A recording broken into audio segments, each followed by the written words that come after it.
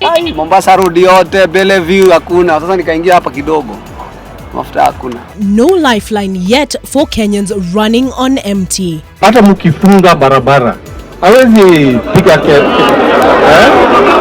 Waisi ndio wanafanya Wanjiku wateseke. Fuel shortage bites as protests over high fuel tax stops the flow in its tracks. Plus, 2 husbands, 1 wife, 1 roof. Sasa akilala huko na mimi nalala. Kwa hivyo nashiriki na huyu jamaa na bibi yangu. We tell you how a polyandrous marriage that has raised eyebrows in Makueni works.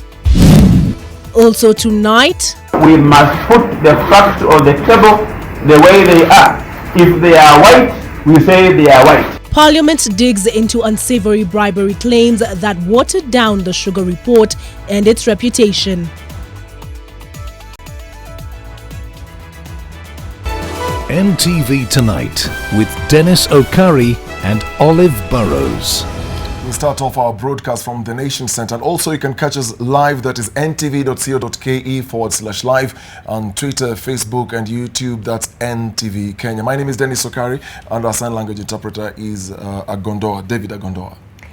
Okay, Sharon Otieno, the university student whose body was found dumped in a forest late last night, was stabbed severally with a knife and part of her right thigh burnt by her killers. Her father Douglas Otieno also told NTV's Oko Kusa that his daughter's fingers were badly mutilated by murderers. Douglas, who by early this afternoon was the only close family member to have viewed the body of the slain Sharon Otieno, had a gory description of her remains. From the behind, alikuwa anadungwa kabisa. Sijui ni kisu ama nini. Matumbo on the left is out. When you come over here by the neck, a very deep wound. By the left hand, a very deep cut wound. I don't know whether the fingers were. And the neck, as I saw the neck, was, I believe, was broken. He denied knowledge of any involvement between his daughter, who was 7 months pregnant, and Migori County Governor Okoth Obadu. The last time she talked to me, she told me about the PA of Kobadu. So all those are with the CIDs and the documents are there. Douglas described his daughter as a straightforward and hard-working person who did not deserve to die a painful death. Very steady girl. Very steady girl. Sharon went missing on Monday evening after she was abducted together with the Nation journalist Barack Oduor in Rongo, Migori County. The two had been allegedly lured into a trap by a Mr. Michael Oyamo, the personal assistant to Governor Okoth Obadu. Oyamo has since been arrested. The brutal murder of the 26-year-old woman has left her family here in Magare village in the county of Homa Bay reeling in shock. Sharon was a second-year student at Rongo University where she was pursuing a degree in medical records in information. Okokusa, NTV. Sharon Otieno, the pregnant university student abducted alongside Nation journalist Barack Oduor and later killed, had been threatened on several occasions before her murder. The 26-year-old second-year Rongo University student was allegedly experiencing personal problems and wanted to give Daily Nation journalist Barack Oduor information that could have led to a story. NTV's Mel Miendo reports that Rongo town residents, especially local university students, are quite unhappy about today's revelations. On Monday, 3rd September 2018, 26-year-old Sharon Belin Otieno had planned to meet Nation journalist Barack Oduor at Gracia Hotel in Rongo, a meeting that would have reportedly led to revelations of a scandalous nature and possibly publication. Reason, a relationship with a senior county leader. In the meeting would be Homa Bay Governor Okoth Obadu's aide, Michael Oyamo, Barack Oduor and Sharon Otieno. A meeting that, however, never fully occurred, as it emerged that Oyamo was part of the planned abduction, which had Barak jumping out of a moving vehicle while Sharon's whereabouts remained unknown at the time. Sharon was reportedly unhappy that the man responsible for her pregnancy had not owned up. She wanted to spill the beans to the media. It may have cost her life. Her body was found dumped in Kodera Forest in Homa Bay. The relationship between Sharon and the senior county leader appears to have been no secret, especially not to Sharon's mother, Melida Alma Otieno. I cautioned my daughter never to involve in politicians. My girl was PG, around 6-7 months. The caution, however, fell on deaf ears, with the hopes of promises of a lavish lifestyle and a bright future seemingly too much for Sharon to resist. Her pregnancy, she thought, would only make things better. Even money to do the abortion, and she did not. Thereafter, she was threatened. Threats that appear to have been actualized with her murder. Rongo University students protested the murder of the second-year student pursuing a degree in medical records and information. I want to call upon the President of the Republic of Kenya and also his new partner Raila Amolo Odinga that this is not an issue that we can just sit back and watch. Following Sharon's death, government spokesman Eric Kiraithe assured of the government's commitment to arrest and prosecute those involved. At the same time, the DCI on Wednesday dispatched a special team of homicide detectives to Migori and Homa Bay to investigate the murder. Malmiendo, NTV. ODM leader Raila Odinga and Rongo Member of Parliament Paul Abwor have condemned the murder of Rongo University student Sharon Otieno, saying they will ensure their family gets justice. They were speaking during a campaign fundraiser for Ochilo Ayako, who is eyeing the Migori senatorial seat. We want to condemn this kind of act of thuggery in the strongest terms possible as a party. And we hope that the perpetrators of this heinous crime are going to be brought to book in a speedy way. We want to see arrests and convictions as quickly as possible. Whoever committed that crime, whether a small leader or a big leader, whatever your position in the society, I'll ensure that you are answerable for that act. The government now says it is keen to see that the freedom of the press is guaranteed in the wake of the abduction of a Nation Media Group journalist Barak Odwor and the murder of a university student. The government statement comes as the latest case of attack on the press, and it drew widespread condemnation from different sectors of the society. NTV's Brenda Wanga reports. Barak Odwor is lucky to be alive. The Nation media journalist barely escaping from the jaws of what would have been certain death, a fate that befell his news source Sharon Otieno. Barak was chasing a story allegedly linking the Migori governor to the now deceased university student. In the course of carrying out his duty, he was lured into a trap alongside the student and abducted. The attack on Barak is just adding to the growing statistics of the dangers that journalists face in their line of duty. The Kenya Union of Journalists says this trend is worrying. This is the dangerous path that journalists actually travel when they are looking for these stories that are finally published and aired by TV. The attack on Barak has drawn the condemnation of the Nation Media Group, which has expressed its concerns about the cases of violence and harassments of journalists, often from the government agents, that are affecting the work and independence of the press.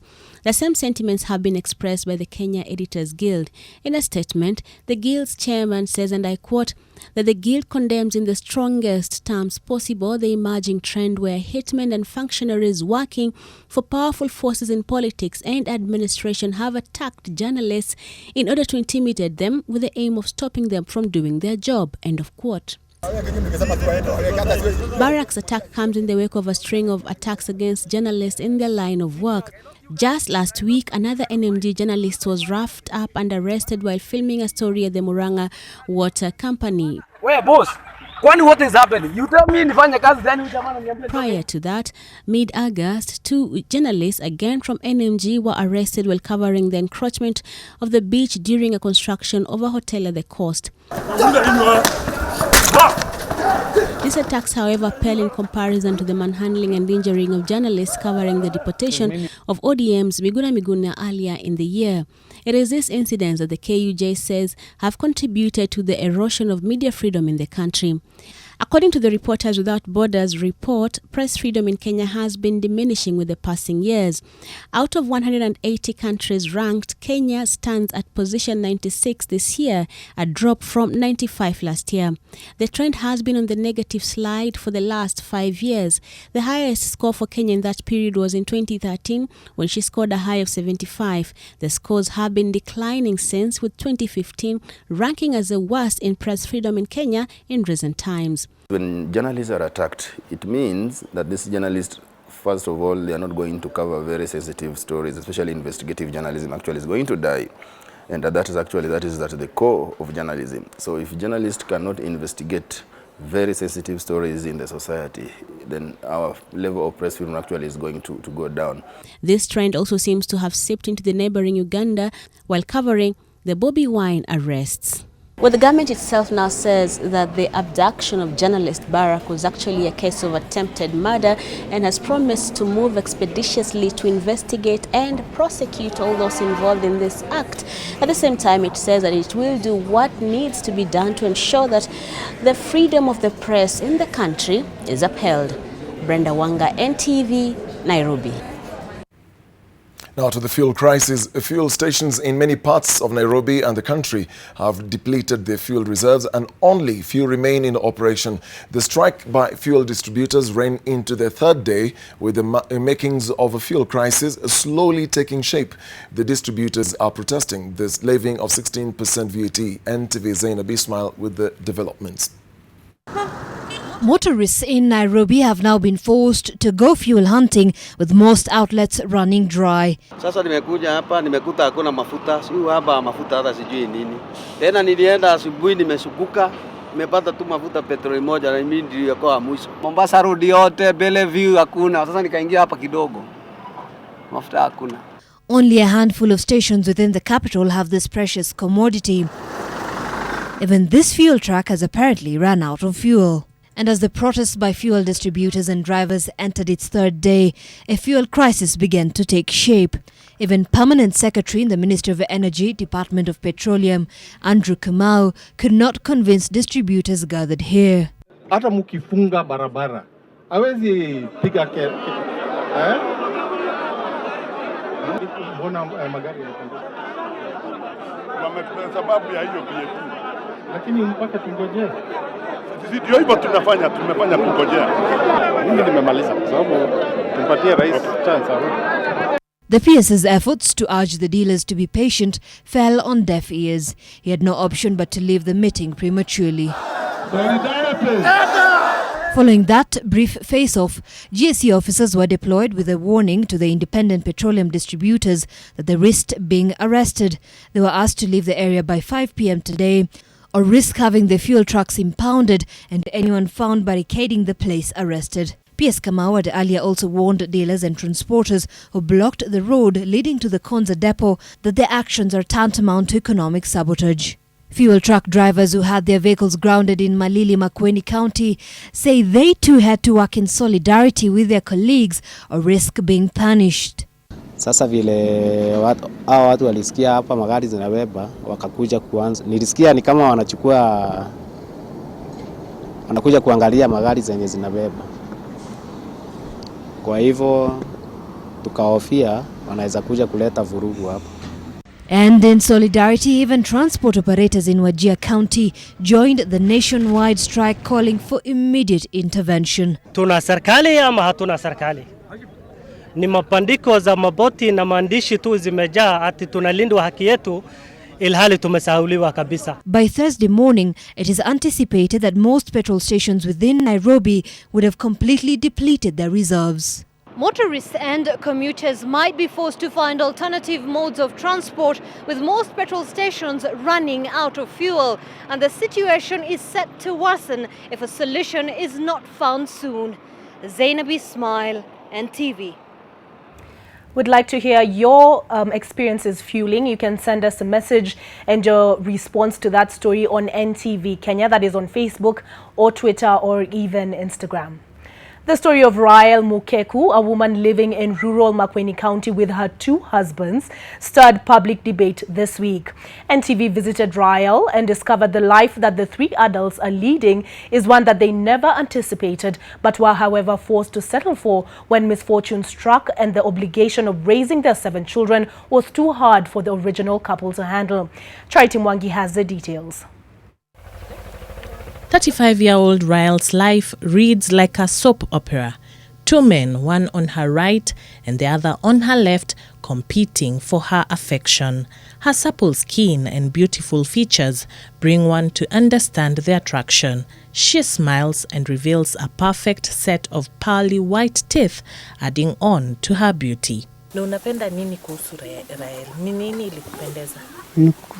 Watoto tu na kukaa. Uko na akiwa mrembo, ni nini Si mrembo. Mrembo anakuwa na nini na watoto 7, ndio ni si mrembo. Ni maisha. Rael is a mother of 11 children, 7 of whom are young and still under her care, with a front row seat to this strange marriage setting. Naziwe 1992, mwana wana nazia 93, matukarado mwakana. Niwambe. This strange family life, though interesting to the public, is not to them. They seem more surprised that their life is stirring debate, as they have been living in this polyandry arrangement for the last 8 years. Kwa tunaanza kukizili kakapi. Akipitia huko kwa mimi nilikuwa na nyumba hapa kwa town. Na njia ilikuwa karibu hapa. Ndio yeye huyo ndio alikuja akanipokea ripoti akasema mzee anataka mkae pamoja muongee. Nikamuuliza ni mimi nikae aje? Naona wewe wa mwenyewe. Sasa unataka kuniingiza nini? Machaka. Kuna wakati 2003 nilikuwa mgonjwa. Mwezi mzima. Kwa karibu nikufe. Nilikuwa mwanzo naishi ndamu maji. Sasa nikawa hata mwili yangu haina nguvu. Naona huko ulikuwa kumevura huko miguu. Tukaongea. Tulikuwa ngapi? 3. Kamwambia tutapute mzee mwingine atakaena. Akasema ataki asili yake itokee nje. What is more strange is how they handle their love life and the information that they share with people. It is clear there is no consensus in this. Huyu analala huku. Sasa ndio tulikuwa tunatoka huku tukakuja kwa hiyo mini hapa tukakomba na yeye mimi ngachukua hiyo ya mini ya pili na yeye yuko mini. Sasa yeye akilala huko na mimi nalala hapa. Mimi pia niko mgonjwa. Sijakuwa sawa. Kwa hivyo nashiriki na huyu jamaa na bibi yangu. Tunaelewana. Yes, it is a difficult arrangement to understand, especially owing to their house being this one-roomed hut that they share with their 7 younger children. It is hard to imagine how they manage when all the 11 children are home. Sisi hayana shamba. Hakuna tulikuwa nafukuza huko na fuata shamba hata kidogo. Lazima tufanye juu chini tutafute shamba tikae. Wakati ule ambao sina kitu huyo anaangalia watoto. Nikiwa na kitu naangalia watoto. Hakuna ubaguzi. Sababu watoto wote mama ni mmoja. Rael maintains that she loves them both because they play different roles in different times of her life. Monde ni bada monuru wida ni mako. Andiazo giyomo. Nuru wida ila ne mu. Ozi mwana na kuya no na ndazi bidala na ngwa maka bajo le ndagina. Hata ikiwa yeye na luti kwa mwenyewe nisipandilize maisha taka. Na maisha yangu ile nilie watoto wangu mpaka Mungu anichukue. Shida ni hao watoto. Lakini sisi tunapatana. Kusaidiana watoto. Their relationship is not an emotive one, but rather a logical one. Their main aim is to work as hard as they can, to earn as much as they can, to be able to take care of their children. an extra hand is just a bonus.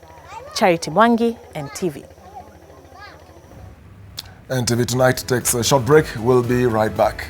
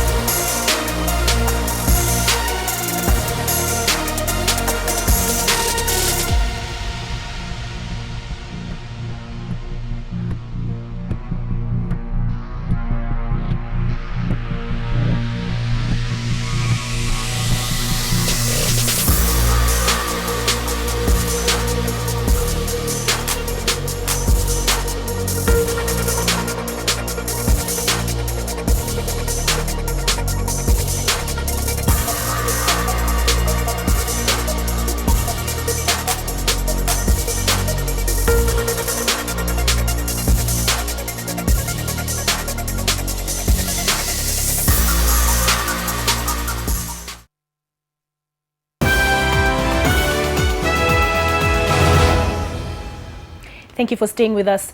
2 people died and several others were injured in an accident involving a matatu and a private car at Subuiga along the Meru-Nanyuki Highway Wednesday evening. According to witnesses, the driver of the private car was attempting to overtake when he rammed an oncoming matatu head-on. The 2 deceased persons were both occupants of the private car. Meru County Police Commander David Kirui said accidents were increasingly becoming common on the road, maintaining that speed bumps and road signs need to be erected along the road. The injured persons were taken to Meru Level 5 Hospital. A 60-year-old man has been confirmed dead after he was swept away by floods in Baringo South Sub-County. The body of the man was found today afternoon after he was swept by flash floods. According to a team from flood control under the county's Ministry of Water, Harvesting and Storage Authority, the impact of the floods has been made more grave by Perkera River, which has changed its course. More than 530 people have been displaced, with some of the pupils forced to learn outside after the classes developed cracks which they fear might fall on the pupils. Roads have become impassable as pupils are forced to use a makeshift bridge, which the community say is life-threatening. We lost a life and we witnessed the body being pulled out. So from what we've seen is that the river has changed its course, about 300 meters from where it used to be. At least 10 MPs are set to testify before the National Assembly's Powers and Privileges Committee investigating claims of bribery that led to the rejection of a report investigating entry of contraband sugar into the country. The committee, chaired by Speaker of the National Assembly Justin Muturi, today began formal meetings on claims that MPs were paid to shoot down the report that sought to investigate people and companies behind the importation of the sugar. NTV Silas Apollo reports. We must put the facts on the table the way they are. If they are white, we say they are white. I mean, it cannot be possible that more than 5 members of parliament are saying somebody wanted to bribe me. It's not possible. It is this statement by Kimilili MP Dismas Barasa on claims that MPs were influenced ahead of a debate that rejected the report on sugar that prompted today's sitting.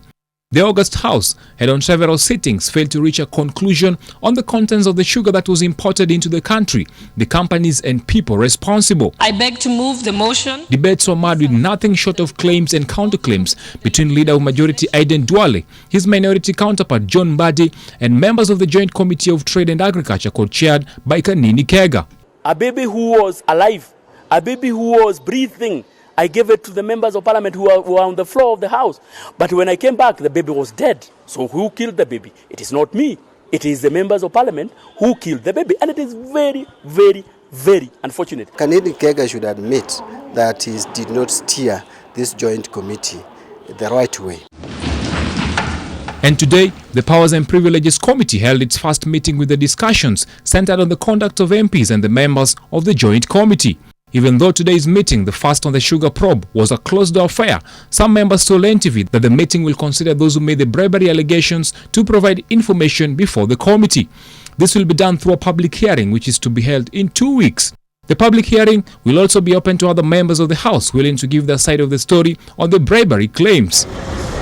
Despite claims of widespread bribery in the sugar probe, no MP has owned up to receiving the money. Some have said they were approached. The sugar report was rejected by MPs on August 9th, with the reports that members received between 10,000 and 20,000 shillings to shoot it down. At the time, members while debating on the floor of the House accused the Joint Committee of watering down the report. The team was also accused of failing to provide a conclusive report on whether the sugar was contaminated with chemicals such as mercury, as had earlier been claimed by the government. Silas Apollo, NTV. The court system has a patchwork of rules and regulations on whether defendants should be permitted to cover their faces during court proceedings, which some people might argue that it lacks the legal clarity. This was witnessed on Tuesday when Aiden Mohammed, the suspect in the shooting of former Garissa County Executive Idris Mukhtar, was arraigned at the Milimani Law Courts while his head was covered. Mohammed Hussein, the suspect allegedly involved in the shooting of Idris Mukhtar, the former CEC for Finance in Garissa County, was brought before the High Court Deputy Registrar Faith Mugwongo while his head covered with a jacket. But a judge was to decide whether the defendant should be allowed to stand trial while face covered. Yes, he is the suspect. the investigating officer here? We are satisfied because we have availed him pursuant to, and the councils have confirmed that this is the right person we have availed. In this case, the investigation officer who was present in court confirmed that the defendant was indeed the same person in the dock. And here, the prosecution is at a substantial disadvantage because it must prove its case beyond any reasonable doubt. We hope on 6 they bring the right person. On a light note. It's on a light note, yeah. Hussein's family had argued that their keen's life might have been in danger if his face was exposed to the full glare of the cameras filming the proceedings, on grounds that one homicide suspect, David Mwai, had died while another victim of the attempted murder, Idris Mukhtar, still lies in a hospital bed. The Law Society of Kenya on Wednesday demanded that all witnesses in the case be put under witness protection. Due to the sensitive nature of the case and the recent death of a key suspect, David Mwai, who allegedly committed suicide in a police cell, that all witnesses to this case be placed under witness protection during the period in which the proceedings are ongoing. LSK also wants the investigative agencies to expedite the process and bring the perpetrators to face prosecution. Hussein's family had filed an application seeking to have him presented in court on claims that he had been tortured after his arrest and required medical attention. The family also wants the 15 days given to the state by a magistrate's court to complete investigations reviewed, saying they were granted without the consent of the suspect. Kevin Mutai, NTV. Erastus Mbijiwe, one of the security officers who drove retired President Daniel Arap Moi from Nakuru to Nairobi during the attempted coup in 1982, was laid to rest today after passing on 1 week ago. Mbijiwe was the Rift Valley Provincial Police officer at the time of the coup. During the attempted coup in 1982, the late Erastus Mbijiwe, who was the Rift Valley Provincial Police officer, was deep asleep when he was awakened by a call informing him of the coup. Mbijiwe is said thereafter to have rushed to the home of the then President Daniel Moi in Nakuru to inform him of the impending government takeover, a move that showed his bravery. When the disturbance came, I rang him and asked him, "Sir, what do I do?" The instructions he gave me was that I must be at my station of work, passing through very dangerous routes which were completely militarized by the army, and passing through dead bodies, particularly along the stretch of Forest Road, and finally I was able to make it to Nairobi. Mbijiwe and other security officers marshaled a team including General Lazaro Sumbeyo, who was then at the rank of a major in the army, then embarked on a rescue journey of driving President Moi from Nakuru to State House, Nairobi. They were more concerned themselves about the safety of the president. All of us were concerned about the safety of the president, but in our minds we had many other things. The government was not known where it was. We had asked the military to bring in armored cars, but the president was adamant. He would not enter any armored car, he would use his car. So they brought the president direct to State House, Nairobi, in the normal manner where the BBO leads the way, followed by the special branch, and then followed by the BC. The role Mbijiwe played seemed to have brought him blessings.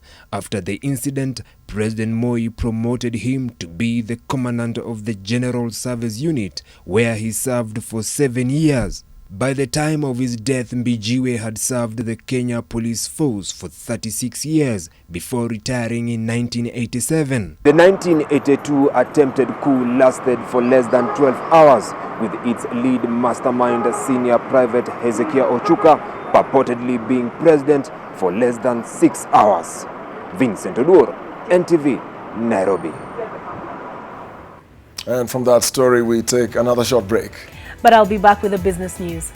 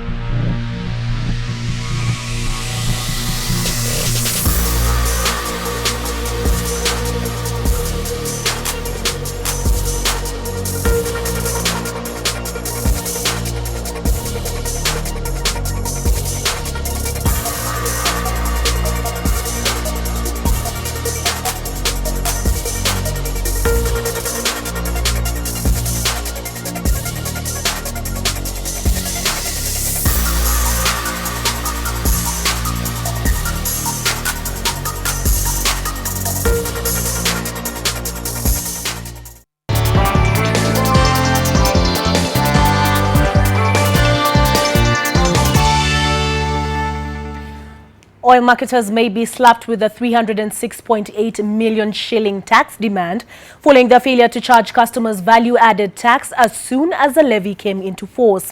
The Petroleum Institute of East Africa says that even though the Kenya Revenue Authority issued notices on Saturday asking marketers to effect the tax immediately, most retail fuel stations did not because they were waiting for communication from the Energy Regulatory Commission.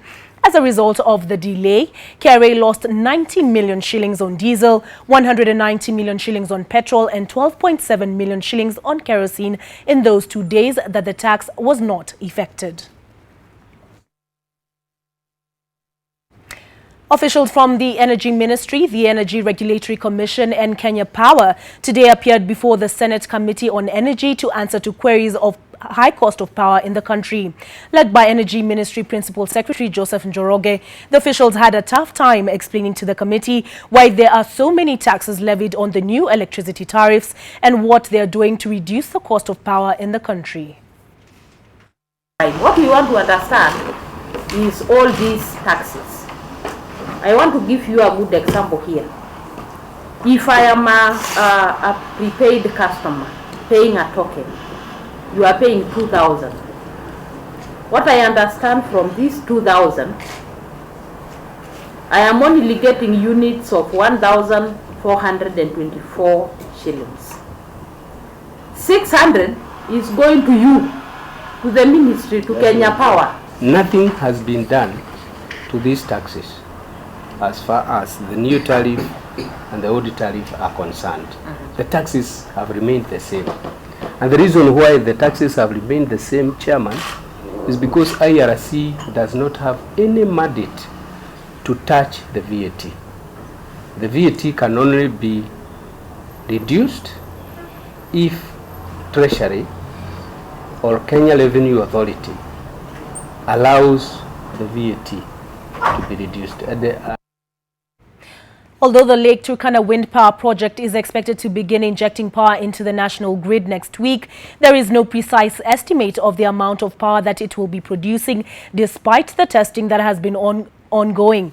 Alex Mwangi toured ground zero of the project in Loyangalani, Marsabit County and reveals why insecurity has been one of the major impediments to the success of the project. These boys herding their livestock in the rocky and undulating hills of Marsabit County are soaking in the changes to their landscape. The Lake Turkana wind power project, which has a capacity of 310 megawatts, is raring to go. For the next 5 days or so, they will be working on the instrumentation, that is synchronizing our machines and the ones of Lake Turkana before we now energize the line. Security has been a big issue for the project. The ease with which these local boys are walking around the wind farm points to the difficulty in adequately policing the vast area. We've had our contractors team being attacked.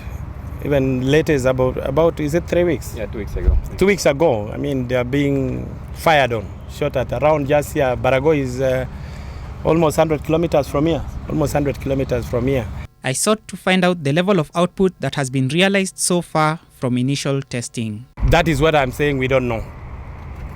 Lake Turkana is saying 310, but we've made a provision of, under the PPA, is it 52 or what? It's 52% on the average. On the average. So if you do that, 310, it should not come below 150 megawatts, because otherwise it will affect the whole grid countrywide. As far as the Lake Turkana wind power project is concerned, this is ground zero, where 310 megawatts will be evacuated into the national grid. There are 365 turbines all around me, sitting on 40,000 acres of land. The way the line was designed is a double circuit 400 kV line, which can evacuate about 1,200 megawatts. So one line comfortably can evacuate 600. The wind project is the largest of its kind in Africa. As the wind powers the region towards prosperity, one hopes that such boys will eventually get to lay down their weapons in favor of getting education.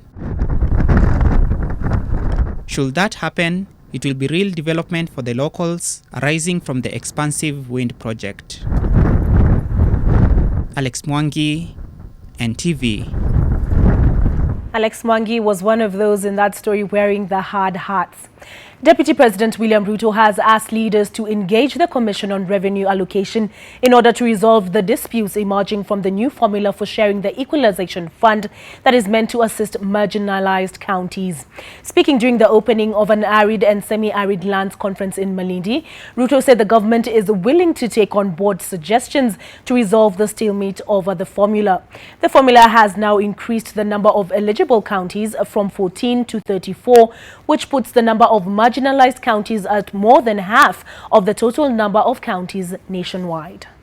Be able to transform our arid and semi-arid areas. It will go beyond what we are doing in devolution. It will go beyond the Equalization Fund. And that is why we are having this conference, so that we can find other ways of ensuring that we unlock the potential in our arid and semi-arid areas. The East Africa region is bound to reap big from the collaboration between Crown Paints and Indian-based construction company Wallplast Brand. Crown Paints Chief Executive Officer Rakesh Rao said that the products from the construction company in India will supplement the available construction materials in East Africa, therefore benefiting the entire market. He further said that the collaboration between the two construction companies will contribute to the government's low-cost and affordable housing project.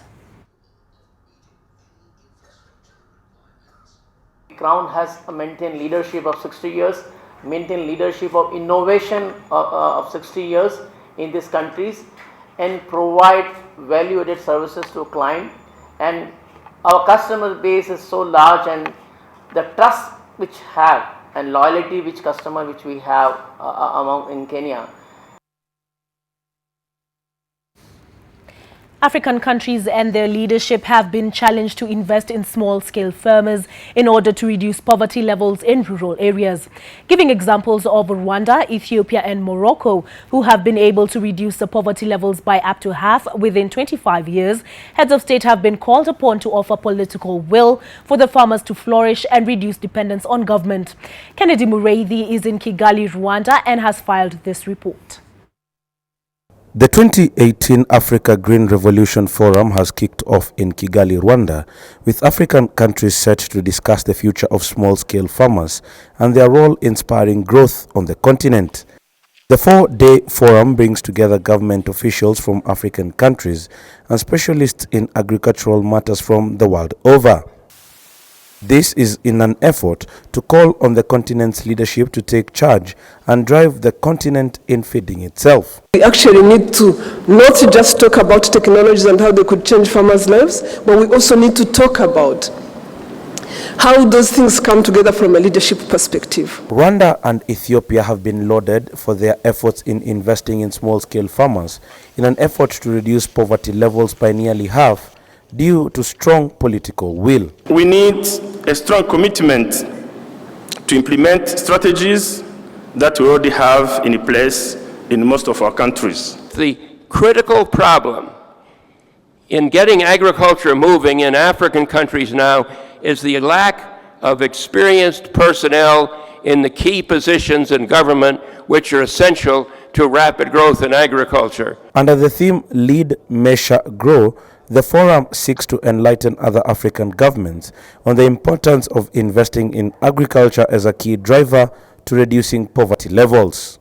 In the next 4 days, discussants will be talking on this matter in readiness to give a status report to heads of state who will be here on Saturday on the way forward with regards to making sure that each African country takes in cognizance of this matter and makes sure that within the next 20 years, agriculture will be one of the tools that will be used to reduce poverty levels across the continent.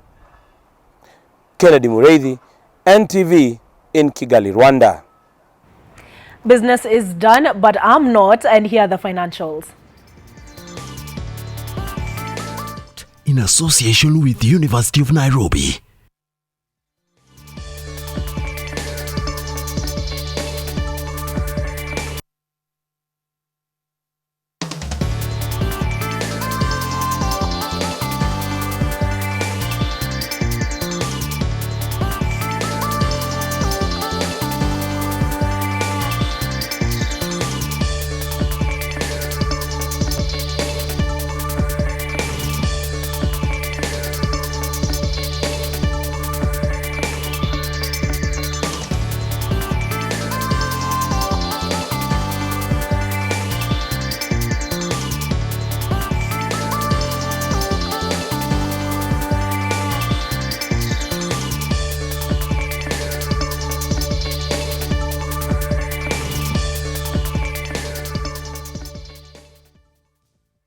join the renowned University of Nairobi School of Business for market-driven and internationally accredited courses in postgraduate and undergraduate studies offered in September 2018. The programs are offered in Nairobi, Kisumu, Mombasa, and Eldoret Learning Center.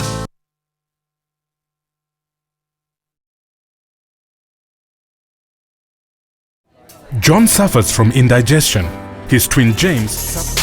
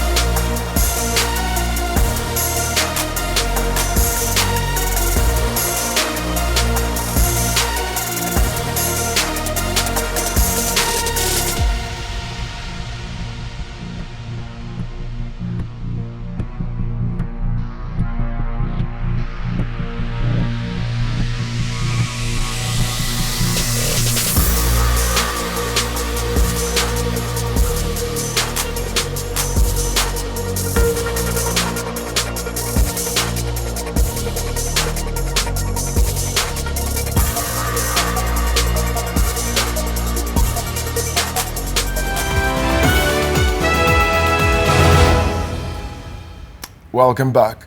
A family from Malaba in Busia County wants answers from the St. Damiano Hospital in Busia following the death of their loved one who died after cesarean section. Her child survived, but the family blames doctors at the hospital after the autopsy report showed she suffered a fractured vein and bled to death. And as Zacchaeus Musame reports, the hospital says it tried the best it could to save her life. At the Uplands Estate on the outskirts of Malaba town, at the Kenya-Uganda border, the family of Paul Shege remains inconsolable. A day that was meant to bring life and joy to the family brought them death and pain instead. Rachel Shege had been checked into the St. Damiano Hospital hoping to deliver her second-born baby, but she never came back home. The family blames the hospital for the mother's death. The autopsy report shows that she bled out following a fractured vein during a cesarean section operation. So waliniambia hivyo kama nikawaambia na kwa nini mmeinsist tuombe. Nikasikia nimechoka nikarudi kwa gari nikalala.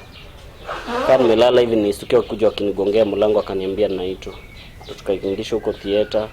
Kaanza kutukanso alafu akaniambia tulichoa kumeka. Tuka opt to go for postmortem. Na tulipofika pale walisema walitampa na vein yake on the left side. That's why alikuwa na internal bleeding. Enye li drain damu yote yenye alikuwa nayo kwa mwili. Those people, they were careless. That is negligence. We need answers. We need to know what they did to her. Because even after the postmortem was done, ilikuwa revealed that alikuwa amekatwa mpaka penye haikuwa inastahili. The family wants answers. They say Rachel could have been saved if the doctors had been more careful.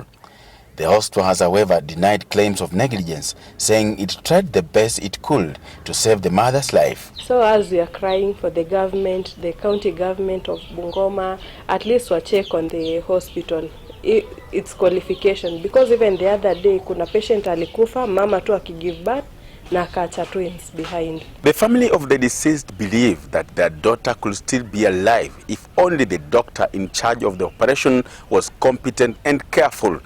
They believe that the death was due to negligence, and they now want nothing less than justice for their daughter. Zakis Masame, NTV. There was drama around the Blue Bay Beach Hotel in Watamu, Kilifi County as the Interior Ministry conducted a tsunami drill on Tuesday. Locals and tourists were caught unawares by the drill conducted by the Ministry, Kenya Police, Kenya Meteorological Department and the Kenya Red Cross. The drill was to establish whether the residents residing along the area were aware of how to safeguard themselves in the case of a tsunami, as well as equipping them with skills in case of such a disaster. Sirens indicating danger. Confusion as residents, staff and the beach boys along Blue Bay Beach Hotel in Watamu ran for their lives. Calls for help to rescue those who were injured, as some risked their lives to try and save others. All this drama and tension because of a drill to help prepare them for disaster management. It caught many unaware. It was meant to prepare for eventualities such as a tsunami outbreak. We are here today to prepare ourselves for the 2018 tsunami drill, which is carried out after every 2 years in the whole of the Indian Ocean. It is an event which is used to mark what happened in 2004 in the Indian Ocean. We all remember the tsunami which happened on 26th of December. They urged the residents to be wary on how to handle such situations in case of a real emergency, and further demonstrated to the residents on how to handle themselves. We need to safeguard them. We need to have a mitigation system as a country.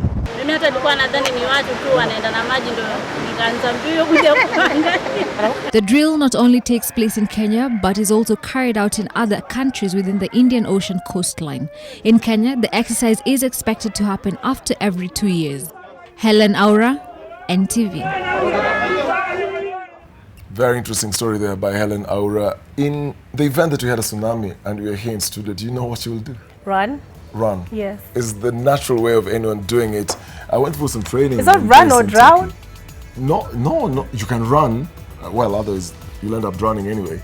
But the best thing to do if you're caught up in that, it's in very rare occasions it happens in tropical countries, but if it was to happen here, just try to stay away from anything that is hanging on the wall, cover your head and take like a fetus position. That's how you do it. Okay. Right.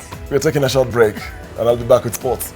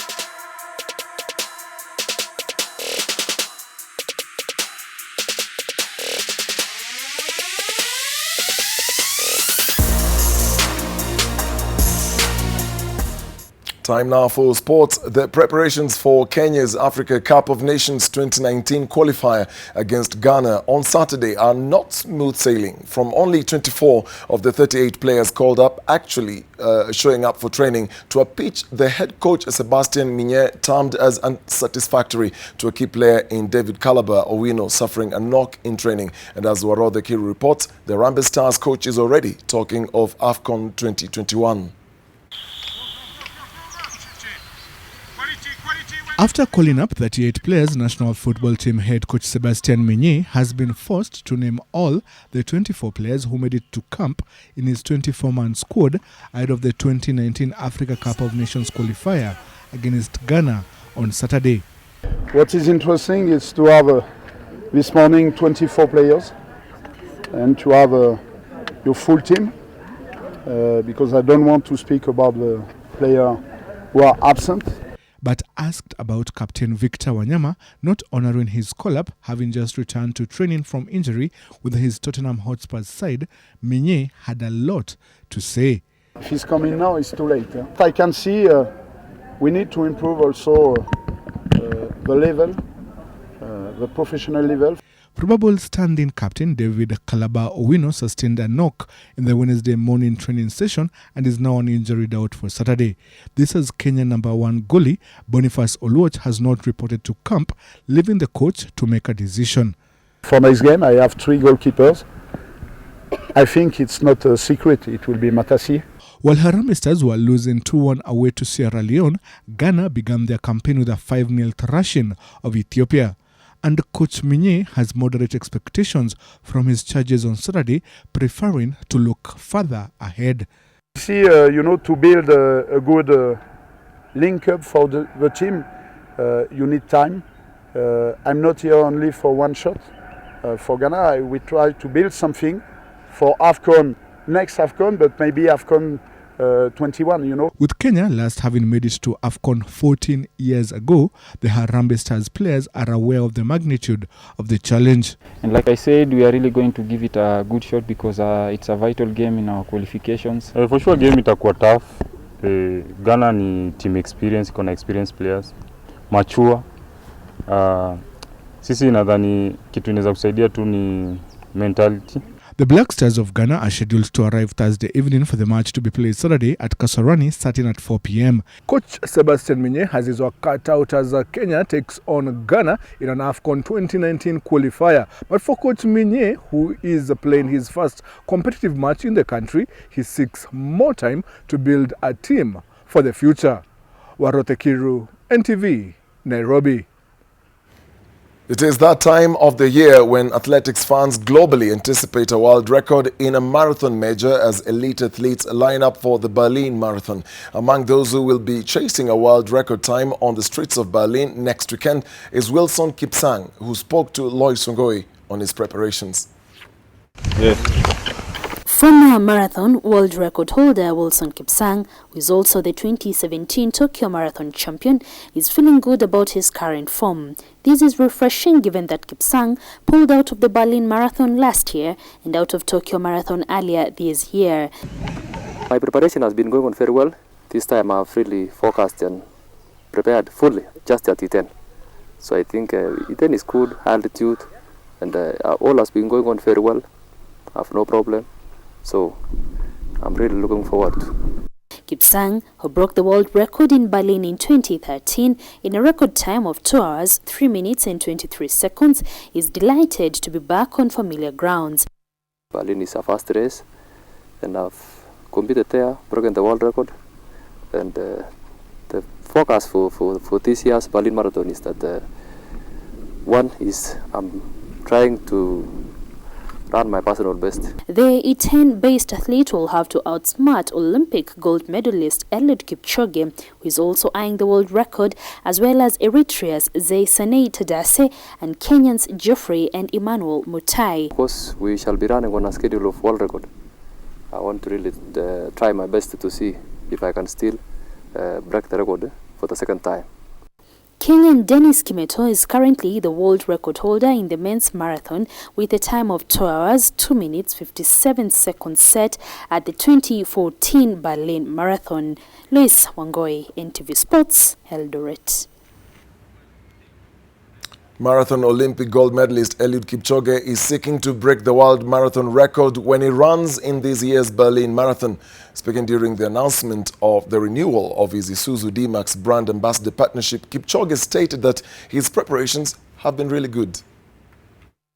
I'm feeling good. I have finished my training. I'm just ready and waiting for the days to come. In 10 days' time, I will have a big competition in the capital of Germany. That's in Berlin, yes. We'll be expecting to see good results in terms of competitions abroad, and that's it in the next 2 years, starting from next week. Pro golfer Greg Snow held his nerve on the final day of the second leg of the Safari Tour Golf Series to fend off Dismas Indiza in a sudden death playoff at the Vetlab Golf Club. Meanwhile, Mexican boxer Yamilet Mercado is confident of beating Fatuma Zarika in the much-anticipated fight on Saturday. This and other stories in our local sports roundup. Greg Snow of Mathega Golf Club beat veteran pro golfer Dismas Indiza in the third hole of a sudden death playoff to win the second leg of the Safari Tour Golf Series at the Vetlab Sports Club course. Sigona Sujan Shah finished third overall. The third leg of the Safari Tour will take place at the Limuru Country Club late next month. The first 2 days were really good. Last couple of days, putter really went cold. I didn't really hold enough putts the last 2 rounds, and that's why obviously I shot one over today and level yesterday. Kenya's premier tennis championship, the Kenya Open, has received a boost as Britain Kenya confirmed a 3 million shilling sponsorship. The tournament serves off in 10 days' time and comes on the back of a good year for tennis in the country after Kenya qualified for the World Group 2 at the Davis Cup. 4 Kenya Sevens players have joined the Kenya Simbas as the team prepares for November's repechage qualification tournament for the 2019 World Cup. Andrew Amondi, Dennis Ombachi, Sami Oliech and Nelson Oyo are in the squad that resumed training on Monday. One group is training in Nairobi while the other one for Western-based players is in Kakamega. Young Mexican boxer Yamileth Mercado is in the country and preparing for her highly anticipated fight against Fatuma Iron Fist Zarika for the WBC Super Bantamweight title on Saturday at the Kenyatta International Convention Center. This will be Mercado's first fight outside of her native Mexico, and despite her baby face, she is confident of beating the more experienced Zarika. So she knows that Zarika is a very great fighter, but she's also a great fighter as well. She's been practicing, she's been training with one of the greatest fighters, and she actually feels like she's up to par in terms of her fighting style. So she's expecting a great match, and she knows that the winners in this match are the officiators. Well, that does it for sports. Saturday night, big boxing match. Zarika Mercado from Mexico. First time to fight outside Mexico. Your bet is on who? Team Kenya all the way. Team Kenya. Team Kenya Just all had the to way. be very patriotic. My cards are on Mercado. She is very, very good. I've watched her fight. She's very, very good. Do you want to put money on that? We can put money on that. How much do we put? Let's discuss that 10,000? after we're done. Let's discuss that after the break. After we close the bulletin. Well, that's all we had for you on this edition of NTV tonight. Thank you for staying with us. My name is Olive Burrows. My name is Dennis Okari. Our sign language presenter was David Agondoa. Have a good night.